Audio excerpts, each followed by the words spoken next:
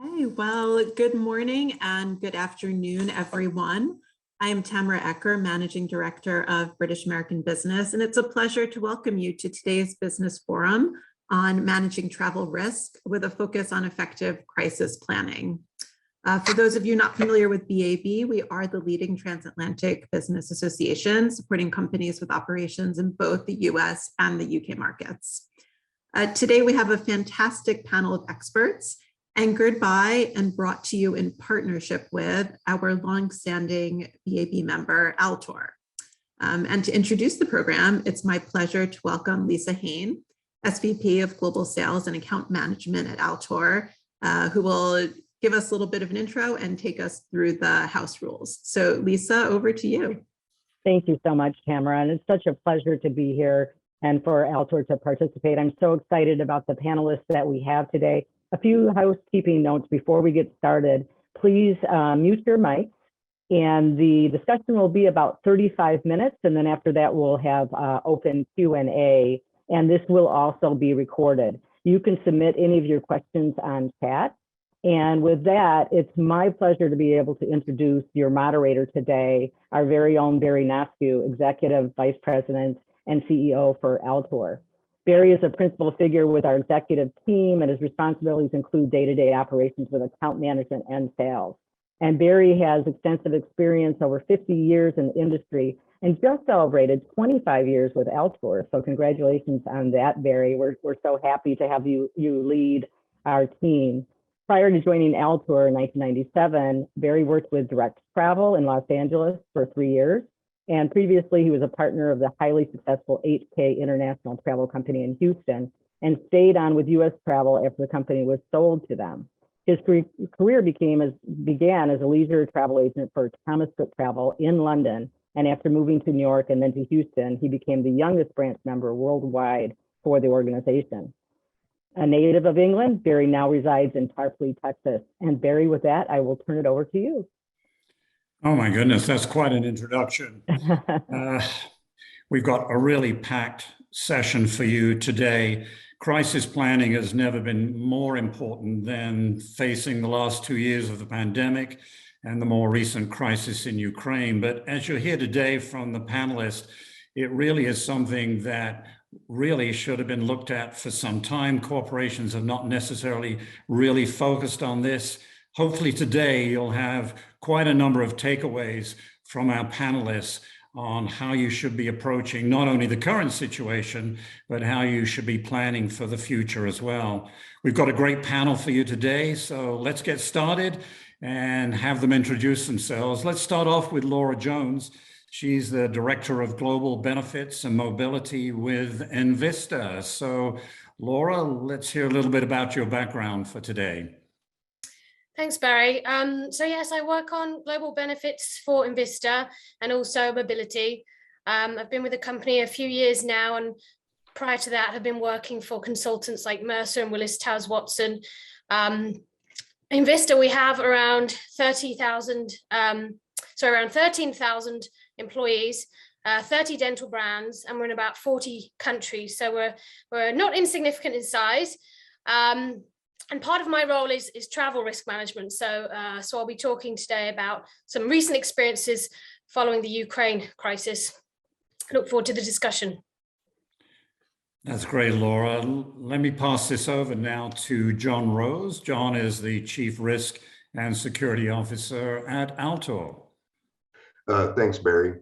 You know, I've been doing this a long time. I like it when somebody gets introduced that's been around the industry longer than I have, because I feel that I'm new to this. But actually last week was 30 years. That's when I started with the US government, helping people in motion in a variety of ways around risk mitigation and security. So I've been thrilled to support the travel industry for that long a period of time. And the predominant role I have is helping our clients mitigate their travel risks and travel with confidence. And it's never been a more confusing and challenging time to travel with confidence. And that's what we're here for, is to balance the risk and reward component.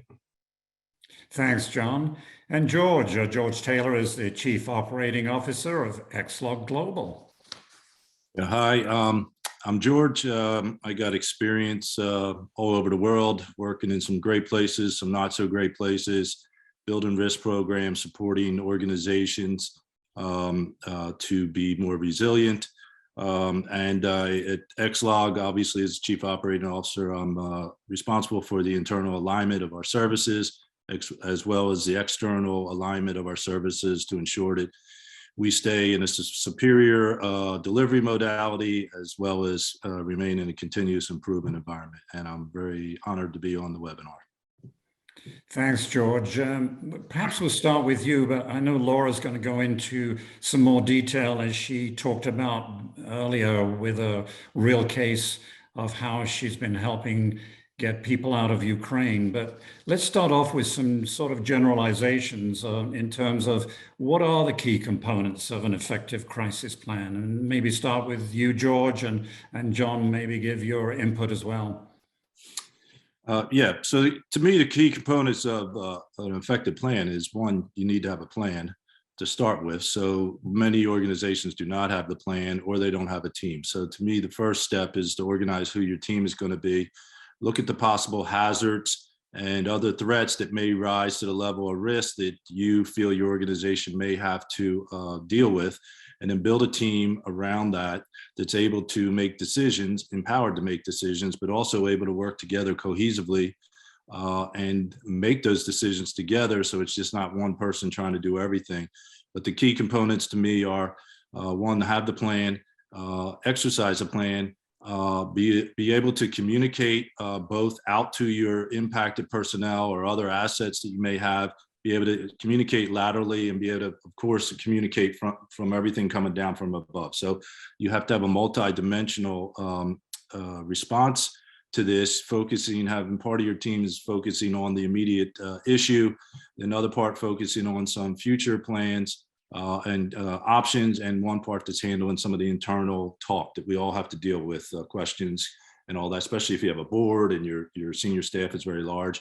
You're going to have some distractions, and I understand they're important, but they are distractions. So the key components to me is have a plan on how to account for people, how to communicate with your people and stay up to date, and how to communicate internally, and who has the final say on making decisions. But George, we probably have a variety of companies that are attending this webinar, but let's say there's a company that really doesn't have a plan. How do they get it in place? I think the first step would be, as I mentioned earlier, is to analyze the potential risk that your organization may face. And there's no way to have a crystal ball to know all the risks. So to me, what you want to do is start building some capabilities internally. And the important part that I would stress is any plan that you're going to make should be built on how is aligned with your culture and how you do business. It should not be a template you got from another organization or somebody else. That could be a guide, but you need to build a plan that's built on how your culture and how you operate. And from there, you take a couple key steps. I'm a big advocate, if you can do some of the things I mentioned earlier, understand the situation, communicate effectively, both to the impacted people or assets and laterally in your organization, you're head and shoulders above any organization that, even if they have a very detailed plan, they never rehearsed. And from there, I would recommend that you start exercising your plan. And it could, initially, your plan may be 5 steps. Sit around a table, discuss it, war game it, then have some depth, replace a few people in the immediate team with other supernumeraries, sit around the table, war game that, and then take a next step of maybe an outside group or a separate part of your organization that's not privy to what's going on. They develop some meso items, intel injects, updates that help stress the plan and exercise it that way. And at some point you want to get to where you're on a full-blown exercise. And in that case, just like an outside audit, I would always recommend you bring in somebody outside that's not part of the organization, be unbiased, and help you run that exercise. You know, one of the things you bring up there that's so important is if you do have a plan, you've got to test it. You can't just have it on paper or talk about it, but really test the plan. Thoughts and ideas on how you test it effectively? You talked about war games, for example, but what does that actually mean in practice to test it?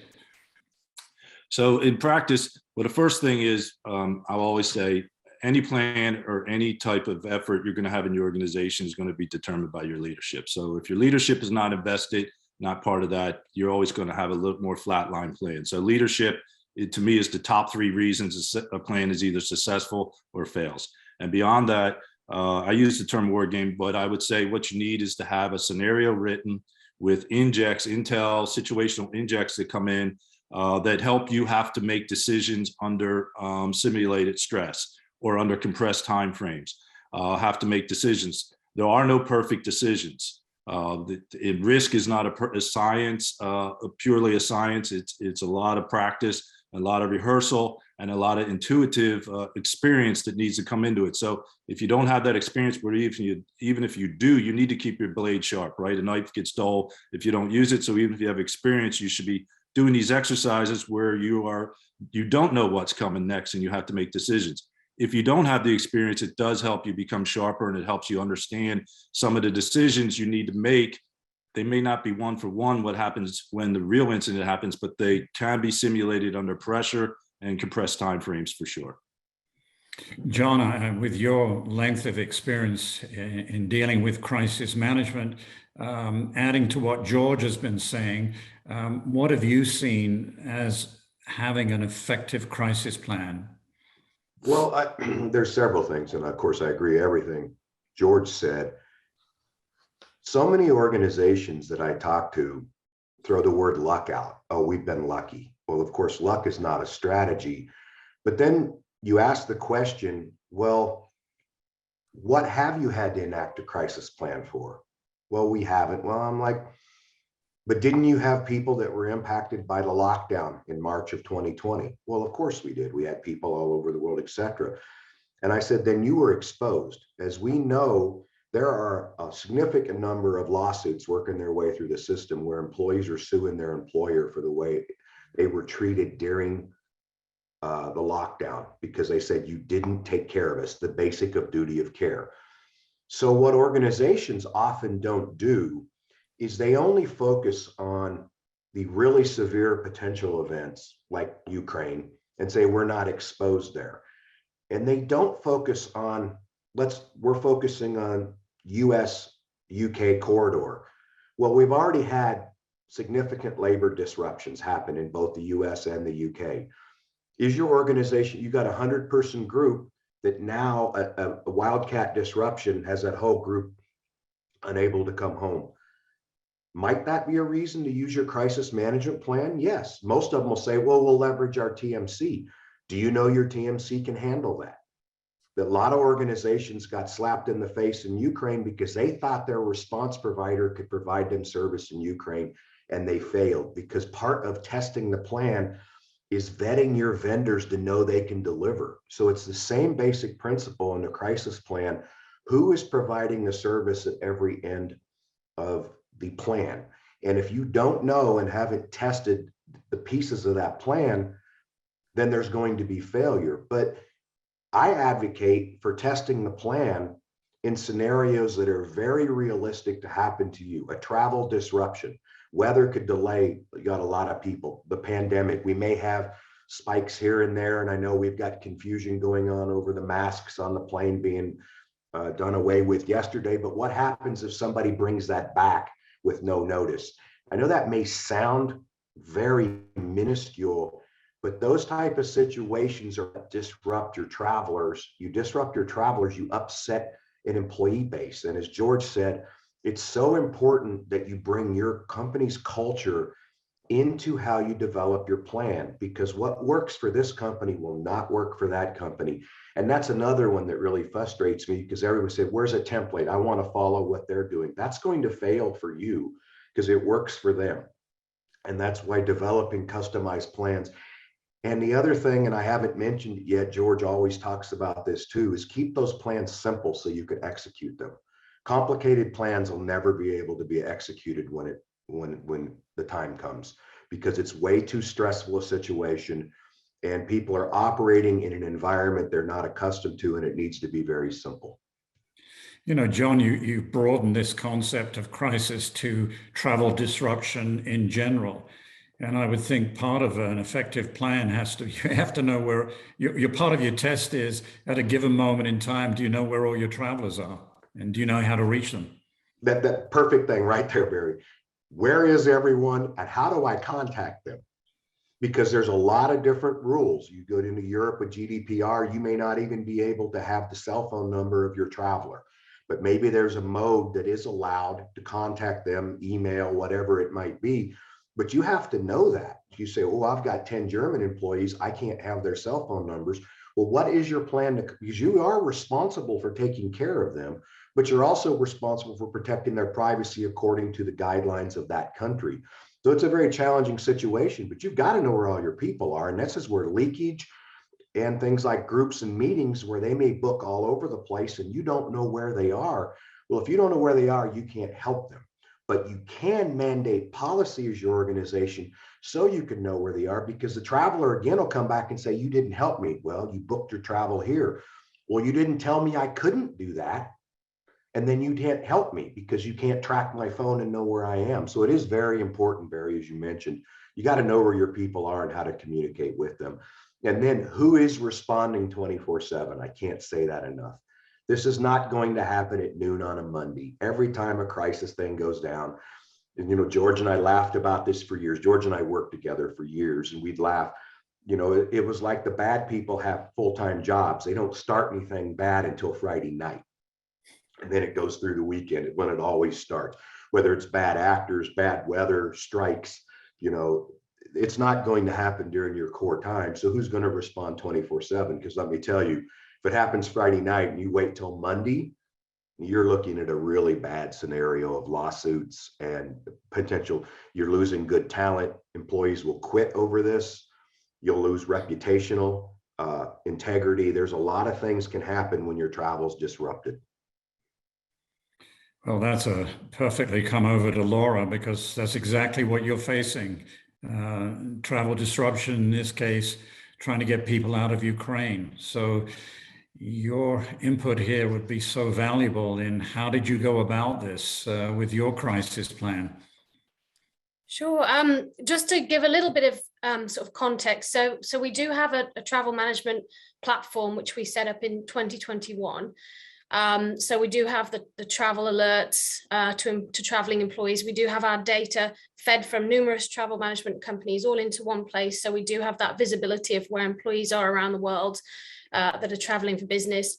But what we did find during the Ukraine crisis is that there was still a gap in terms of partnering with a company that had the ability to quickly mobilize and execute on an evacuation plan. Perhaps if we had have done testing, we may have found that out prior to a real world event. But we partnered with Xlog on the Ukraine evacuations.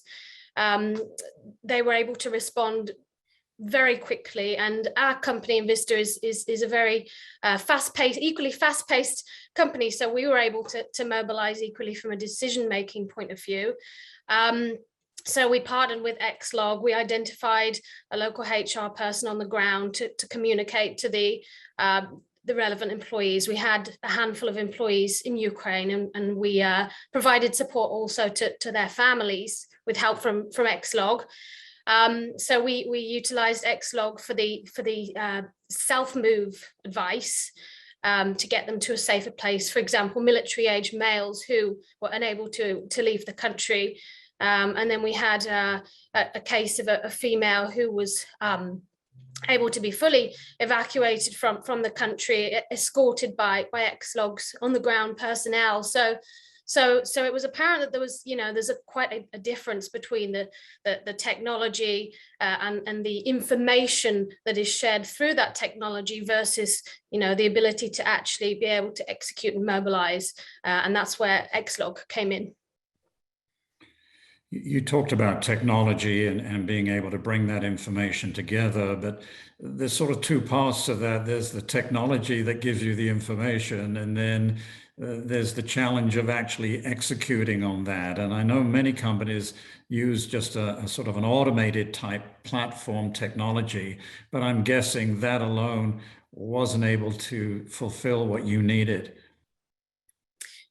Precisely, Barry. I mean, we have a relationship with a couple of different companies, and I was in communication with them throughout the crisis, and it was Xlog that was able to kind of quickly react and had the on the ground assets that were needed to execute, and they were in touch with our employees, providing them advice, reassurance, and intelligence that was real time. And so that was really, really valuable.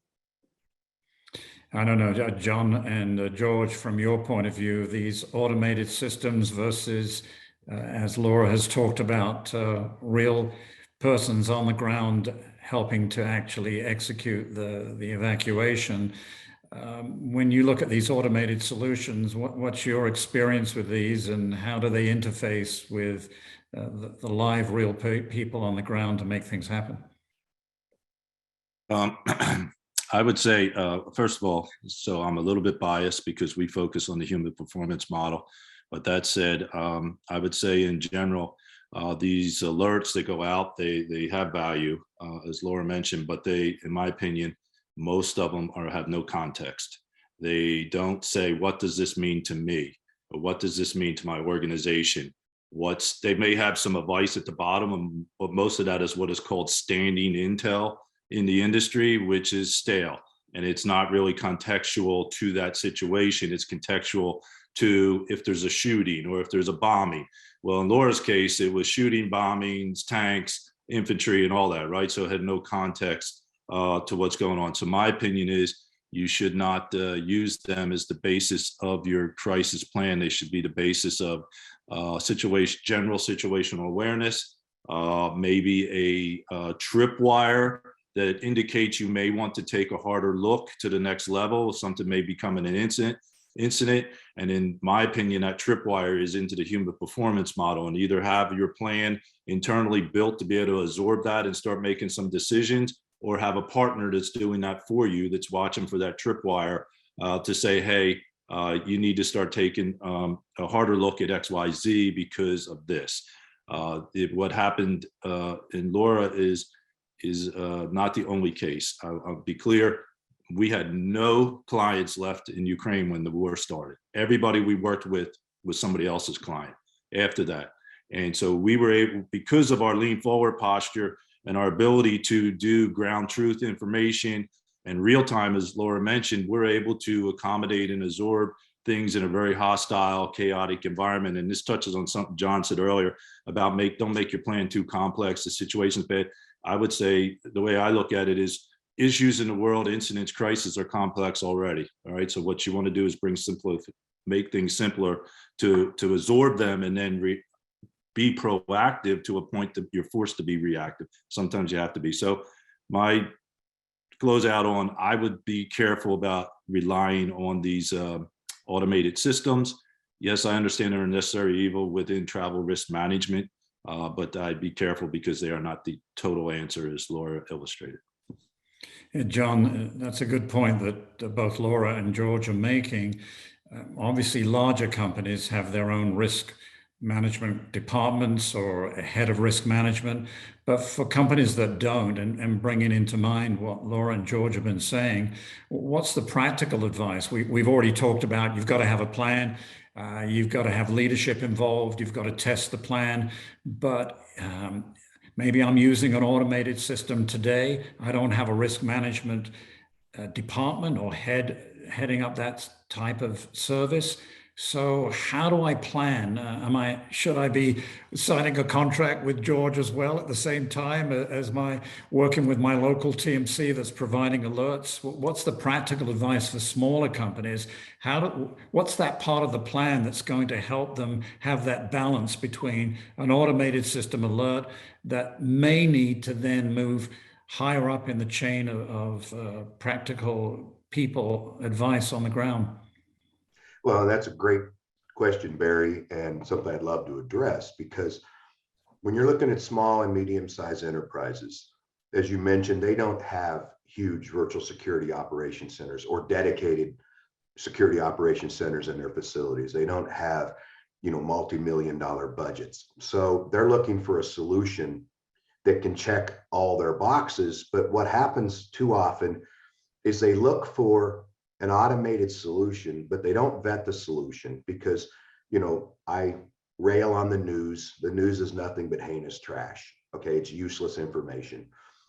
You need intelligence, which means it's something that's meaningful and actionable. But as George said, it might have a little bit at the end to tell you what to do. But if you don't have a risk person who can decipher that and then make a decision on this is what this means, you have to put together what I call, there's 3 pieces to it. The automated piece does a tremendous job at helping people before they travel. This is what you need to know. Like George said, standing intel, this is what you need to know about London, et cetera, et cetera, et cetera. They do a great job of also tracking. If you've got it set up right, you can track and then you can alert the individuals that are being impacted by something. But where most fail is the third component, and this is the George world, is who's going to respond 24/7? Who's going to reach out to the individual and say, this is the action you need to take. Okay, this has happened. You've been made aware this has happened. But they're sitting in their hotel room going, do I go to the airport? Do I stay here and wait? What'll I do? And that can be as simple as the strikes. What should they do? And the TMC might be the 24/7 piece of that puzzle. There's more than just the emergency responders, the scary people who can go in and get you out of any hotel that's under attack. But who's the ones that's going to help them with the strikes? Who's the ones that's going to help them when the person has food poisoning? There's multiple components to the response piece, and I even break that down into just 3. It's the travel response, which is the TMCs. It's the medical response, and it's a security response. And you have to have a provider, and it doesn't have to be just one. You probably will have 3. You'll probably have a TMC, you'll probably have a medical, and you probably have a security. Now, some may have insurance companies that provide this, but again, this is a point of failure. Not every insurance company is designed to respond. Insurance by nature is designed to pay you after the fact for a claim. So not all of them are 24/7 emergency responders.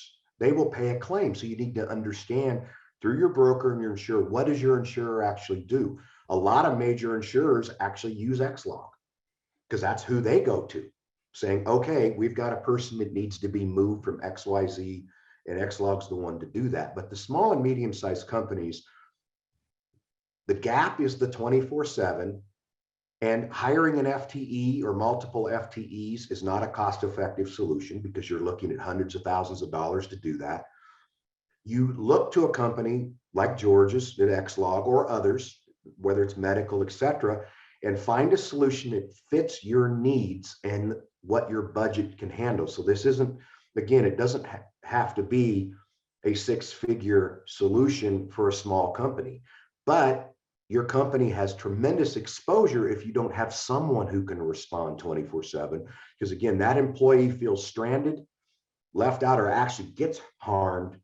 You know, your corporate liability financially is exponential if you didn't take care of them. It's not worth the risk, but it's also the right thing to do. You don't want your employees feeling stranded. And if they're willing to abide by your rules, you need to be willing to help them. And that's what abide by the rules is what's called duty of loyalty. They got to do the right thing by the organization, but the organization has to do the right thing by them. And this all can be built into a plan that isn't complex, as George said. You can keep these simple. You just have to test them. Because if you don't test them, you'll find failures in the system otherwise. Barry, can I add something, please? Yes, absolutely. Yeah. One thing I want to be clear is we do a lot of crisis response, and we can go in some of the probably the most hazardous places in the world to do it. But that we do not approach everything. And I would recommend anybody's considering working with you should look at them. Do they provide expert advice up front? Do they do consulting and help you solve a problem? Because our goal is to solve the problem. So I would say when we first got engaged with Laura and her company, we provided advice. And as she mentioned, we started reaching out and to their impacted employees right away. We didn't immediately say, the only thing we're going to do is you need to trigger us to go in and run an evacuation, because in some cases, that's not the best solution. The best solution is the best solution. And as Laura mentioned, we help them self-evacuate.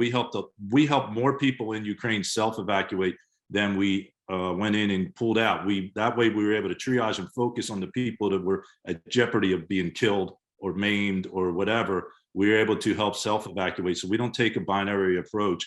And expert advice, we hang our hat on that. And I would recommend anybody, any organizations looking at a partner provider that can do, this type of stuff. You need to really query them about what's your first step. If the first step is always trigger, evacuate, they're probably not the right people for you because they're a hammer and everything else is a nail. They're not a toolbox that's able to solve a problem. At the lowest level, triage appropriately. That way they're not wasting resources on things that could be put, efforts that could be put to people that are at life safety hazard. Yeah, that's great. And as I'm listening to all of you, I'm sort of in my mind starting to fill out what that plan means if I don't have a plan. So we can see how this is now forming into the issues you talked about, John. The three things. What's the TMC plan in a crisis, and what's the medical plan, and what's the risk management plan, and have you got together as a group, and do you have a leader for the group, and do you have 24/7 response? These are all pieces of the components of the plan for sure. But Laura, with your experience, perhaps pre the Ukraine issue and pre-pandemic, and now with that experience that you've had, when you look forward now, have you got to the point where you've changed the plans going forward so that you're now anticipating more what might happen in a crisis and how you'll respond to it? Definitely some lessons learned from the Ukraine situation. We are beginning to sort of document a more formal crisis management plan, and definitely want to have some more conversations with George about that. But I think, we're talking here a lot about risk, and George's company, Xlog, was able to take that calculated risk. And I think, when you engage with a risk management company, I was quite surprised that it did take some of the other organizations such a long time to come up with a plan. And George had already evacuated or assisted our employees before they'd even mobilized. I think testing would be a really good idea to really understand fully the capabilities of the companies partnered with. We do have a business travel accident medical insurance provider. We do have, as I mentioned, the travel risk management platform. And I feel very thankful that we now have a relationship with Xlog that we can leverage and kind of pull it all together, hopefully more in the future, to be prepared for future risks that may arise, because we certainly live in a crazy world nowadays and constantly changing. And I think anticipating future risk is only ever going to be a good thing. I know we have some questions starting to come in, so just a reminder to everybody to use the chat feature so we can get your questions answered in this session. I know we have one from Greg Gillespie at Tacit Global. Greg, are you able to? I'm there, yes.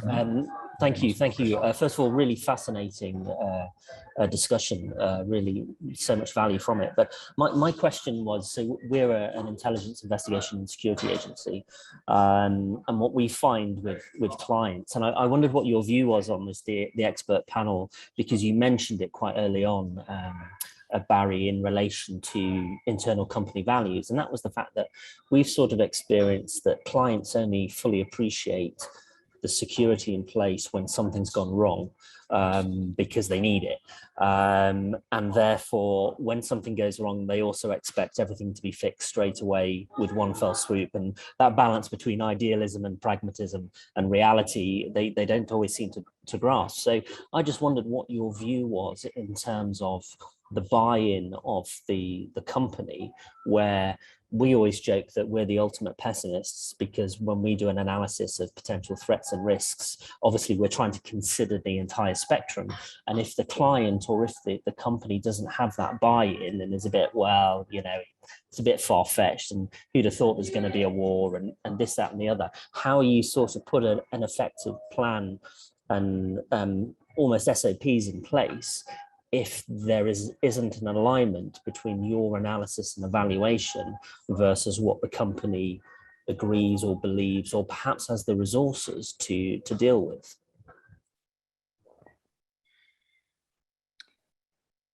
John, do you want to take that? Sure, Greg. Well, there's a couple of components to that. And, you know, I talked about them earlier.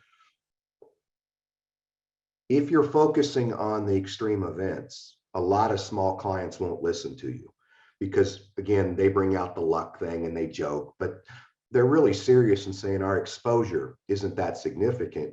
So by bringing it back to scenarios that are going to impact them, as I mentioned, the labor unrest, the disruptions that are going to happen over the next 6 months are going to be extraordinary. What happened in March of 2020 with the lockdowns, they all were impacted by that.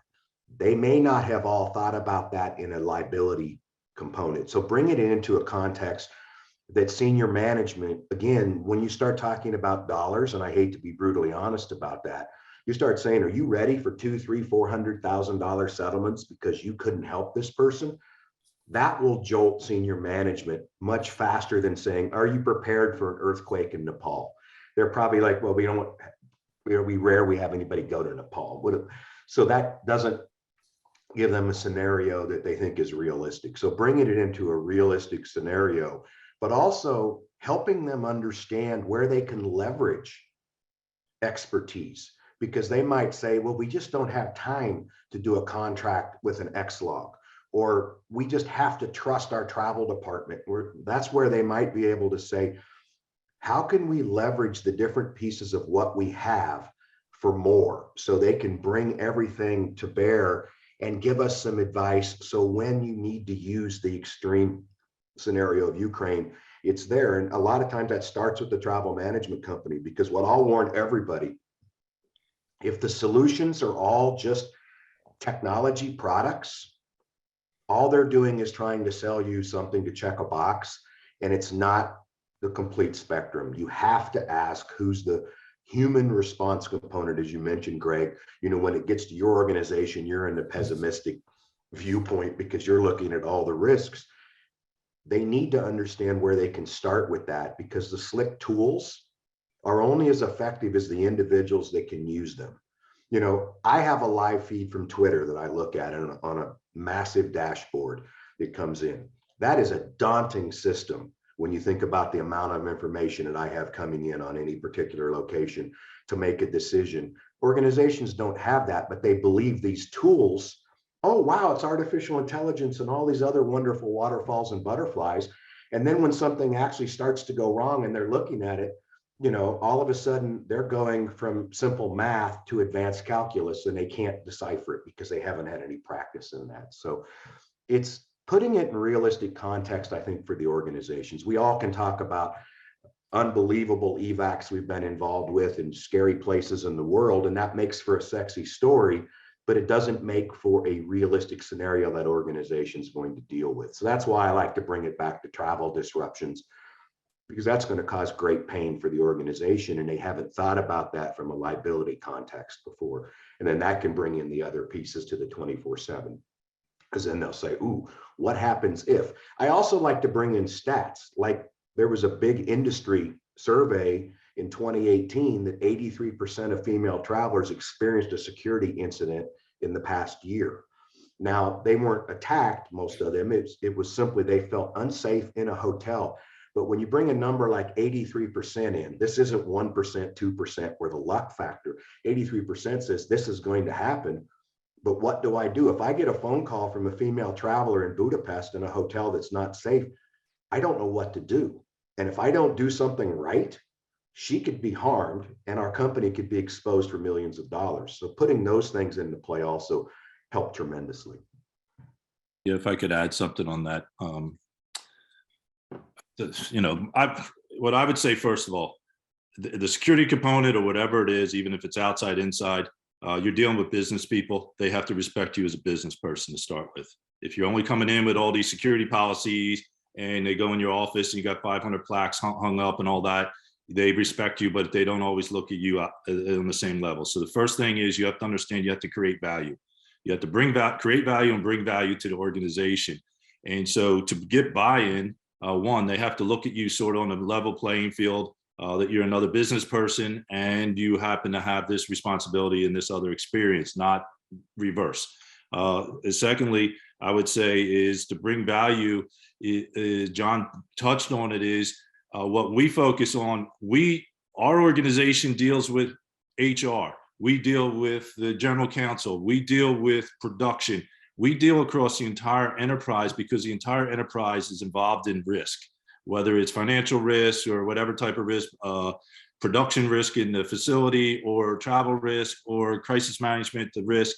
They're all involved in the risk. And what happens is you have all these silos. So to get buy-in, in my opinion, sometimes you have to obliquely go after your senior management to get buy-in by getting buy-in laterally in these other which are going to be former silos. If you work with them, they become part of your team and the culture and enthusiasm in that company and that organization. And it's easier to get buy-in that way. Sometimes when you just take a factual document that you've done an assessment on and you bring it to senior leadership, they're doing it in the calculus of finances or they're doing it in the calculus of business.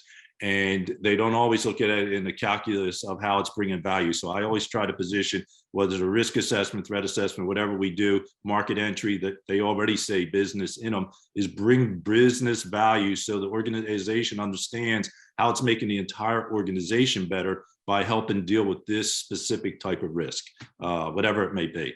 And to echo John's other thing is, I would say, I don't fear sell. I will be the first one to say, just as I said earlier, we help people self-evacuate if we can. It's not either or. Majority of what we deal with is interruptions, business impacts. Yesterday, I was on the phone dealing with Peru, the protests in Peru, right? People have to choose the right route getting out of the airport in Lima to avoid them. We're dealing with Belize. Young people, student groups are going there. Where should they go to? What areas should they go to? What not? We're dealing with street crime, drugs, other things. Sri Lanka.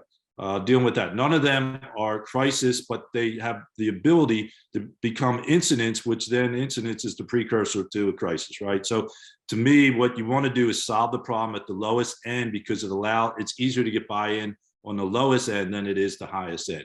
And that then helps you merge with the culture, and the program then can sort of get self-advertised by the enthusiasm of these other peers that got bought in. It's not perfect. Believe me, it's a long slog, and I don't begrudge you that, man. But it can be done if you just got to, it's one step at a time. That's great feedback. Thank you very much. George, again, both you and John are really broadening the aspect of what crisis management is about, and you start to bring up the incidents around the world. Laura, it goes back to what we were saying earlier about leadership and the buy-in. How did you go about engaging within your area, the leadership, and getting their buy-in? What steps did you take to do that? Good question, Barry. So we're actually a relatively decentralized organization at Invista. We have different operating companies. And so sometimes it can be difficult to get sort of consistency across the operating companies. But in this case, it was quite clear that there was leadership support across multiple operating companies, because we did have employees that did span multiple operating companies in Ukraine. So we it came down from the top and it came up from the bottom, because it was such a obviously high profile event. However, in the future, I think we'd have to be more sort of systematic about how we plan for such events. But it was certainly fast moving, and it was a combination of top down and bottom up, and sort of getting buy-in from the relevant stakeholders in HR and operations in our case. Yeah, because I think Greg really brought a lot of that issue to the front, didn't he? That it's not just about the major crises that we've been talking about, the pandemic or Ukraine. Those seem to be more obvious things that we have to react to, but of course plan for. But then George talks about all the other obvious travel disruptions. John talked about, you got to think about that too, and you start thinking about different parts of the world and what's happening. So this idea of creating the plan in advance has more than the big crises that we face, such as Ukraine. So yeah, this has been great in exploring that it goes beyond that, and it goes to Greg's point about getting that buy-in now for what is more than just a major Ukraine crisis or a major pandemic crisis. Switching slightly, George, back to a question that's come in for you. We've seen how businesses have had to react to this recent crisis, particularly with businesses leaving Russia and having to leave their assets behind. So this is another aspect of it in terms of risk. How do companies manage that risk, the potential loss of assets in a country?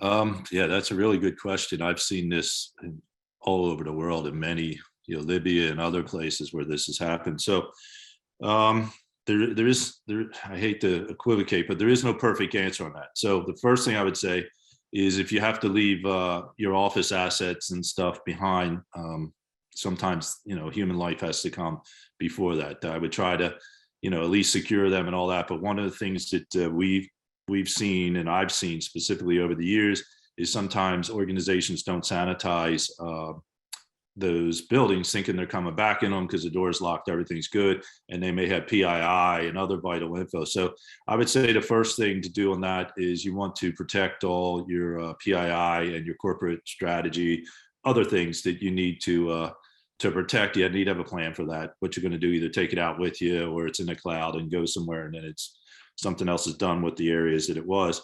But as far as their main assets, I've seen different attempts to have locals that cannot, obviously probably do not or cannot leave. Maybe they help try to guard it. That's not a perfect solution.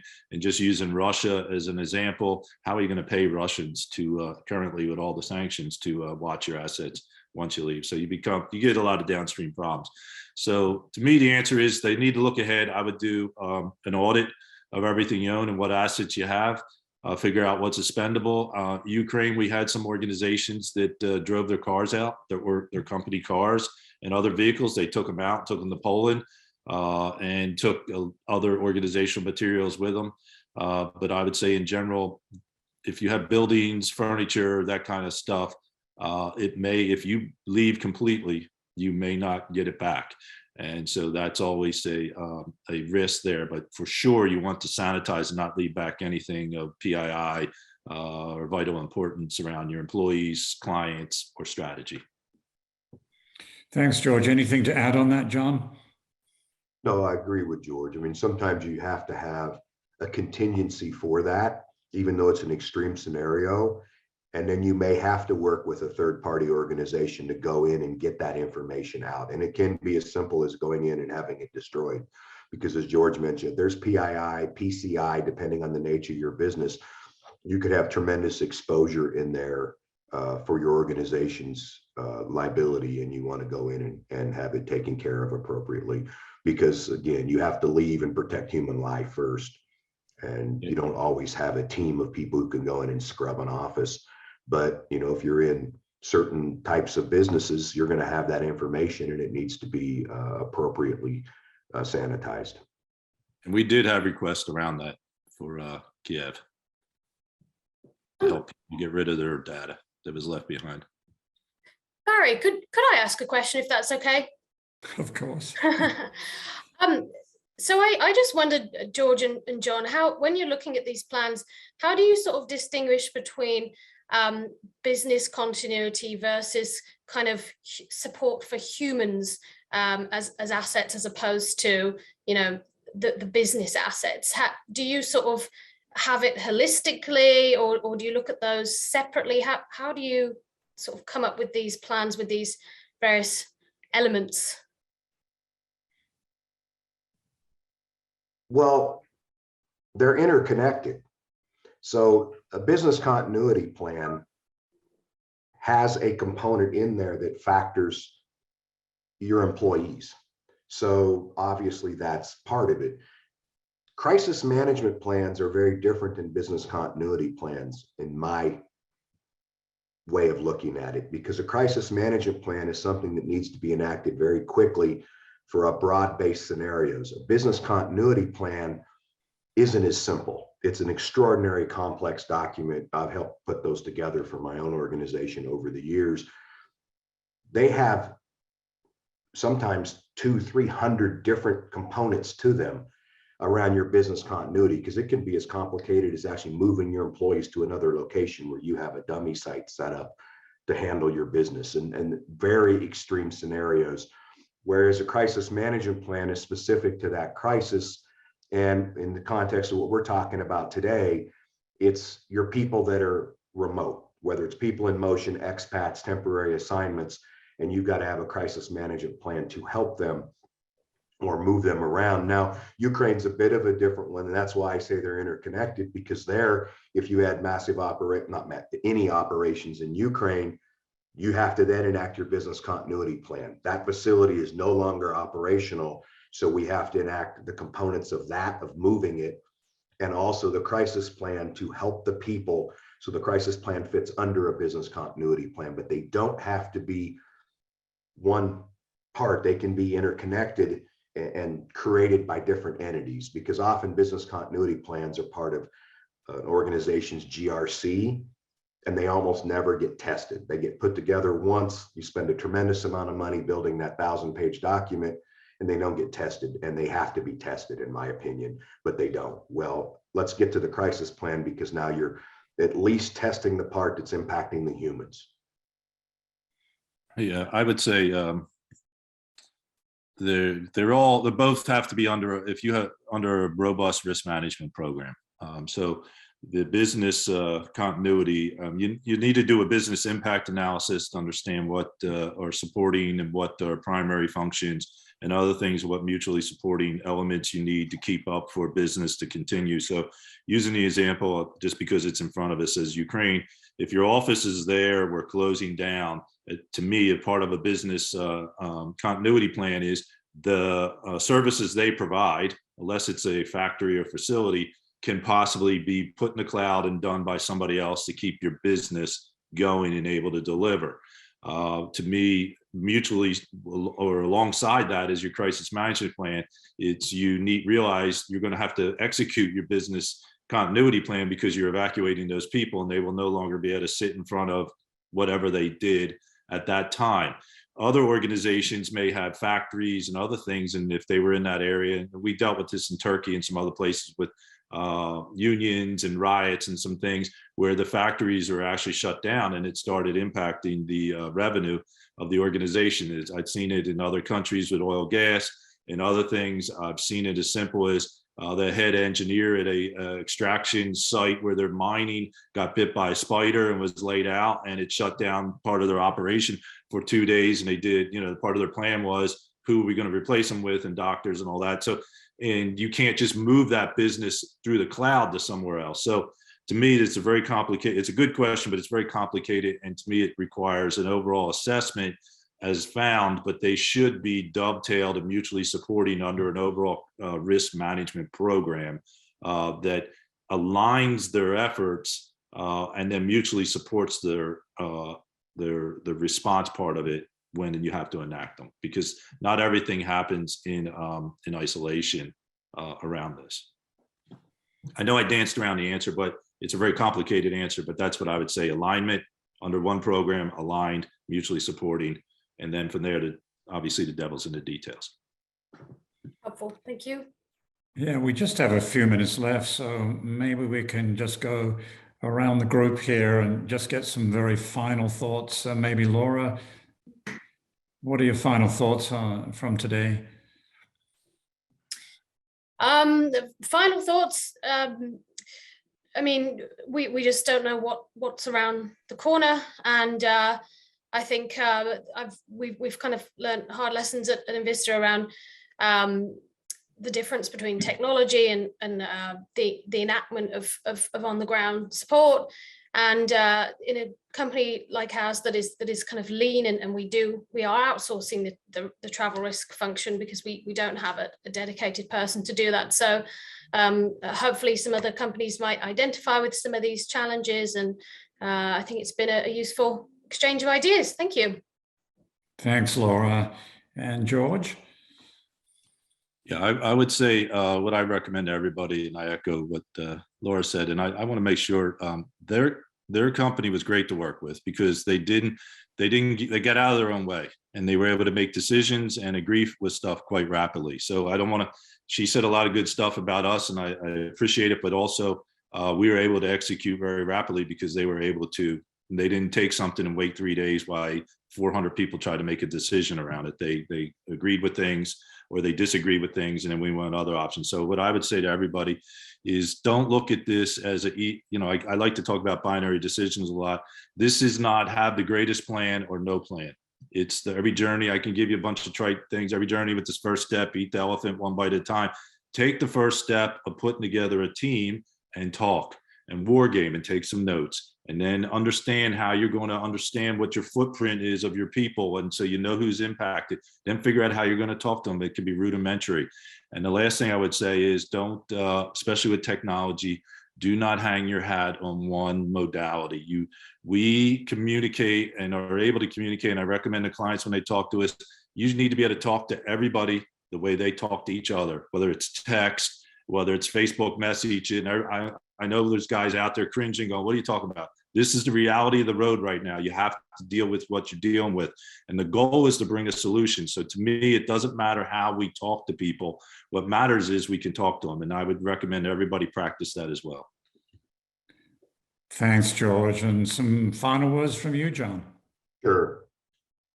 For the organizations on this call, think about this. Far too many times they rely on the heroic efforts of the one person to deliver. And I can't tell you how many travel managers are that one person. Well, we'll wake Mary up on the weekend. She can help, blah, blah, blah. Well, if Mary wants to go to the pub and have a bottle of wine, that's her right in her off time. And do you want her handling a crisis situation after that? That's a real scenario I actually heard a lady use to win budget approval for a response company, because she said, it's my right to go have 5 glasses of wine. That was her exact words. The CEO approved it because he had never thought about it in that context. They just said, well, wake her up. She's amazing. Well, she's not 24/7, 365. Don't rely on a single point of failure and hope for heroic efforts. Part of your crisis plan needs to have redundancies that can respond. So go away from that, oh, we've got it covered. And if everybody puts a crisis plan in place, tests it, execute it, you're going to be fine. But no matter the size of your company, you can do this. You don't have to have a $100,000 budget to make this work. Thank you so much. And again, to our panelists, Laura, George, and John, this has been fantastic listening to you today and hearing the different examples. And I hope that our audience can take so much away from today's webinar. Thanks all for joining us. It has been recorded for those of you who want to refer it to others to listen to it, and you can request that from the organization. So thanks again, everybody.